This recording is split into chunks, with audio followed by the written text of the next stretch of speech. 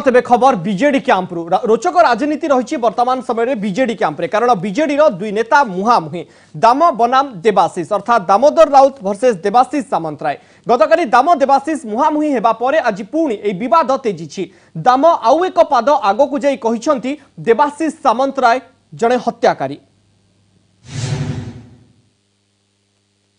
मो निर्वाचन माटी मो पाद तलू खसुची बोली से भावुं सीना खसिया से जाइए बाण फुटेक मोर चार्टा लोक मारिदे मुझे ना मर्डर केस करना किंतु मो लोक भूली ना मु बंची जाके मुझे प्रफुल्ल से कथा चेष्टा करना कौन मना कर तो नवीन पट्टनायक नुहति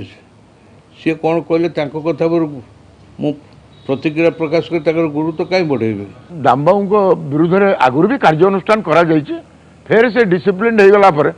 फेर मंत्री पद नि दुई थर ड्रप करा इनडिसिप्लिन लगी एक्शन है कहीं निश्चिंत भाव में गत विगत दिन मानक प्रफुल्ल गड़े यही प्रकार मर्तव्य रखते विरुद्ध एक्शन नि यदि सत्साहस अच्छी से दलर निजक उपसभापति कहते वरिष्ठ नेता कहते मंत्री कहते सी जदि एतिक सत्साहस अच्छी ताले सी दलरू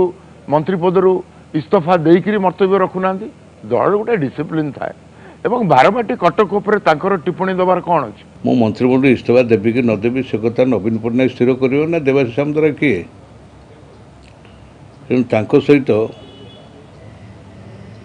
जुक्ति प्रतिजुक्ति करवा आरोप करवा कौन कारण ना एवं से कथा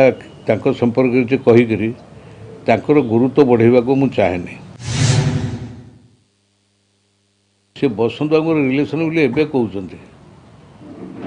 तो बसंत बाबू विरोध कर बापा पुणी आसी विजु जनता दल कहीं कैंडिडेट होते ये जनता दल कैंडिडेट कहीं होते बसंत विश्वाल बंची थे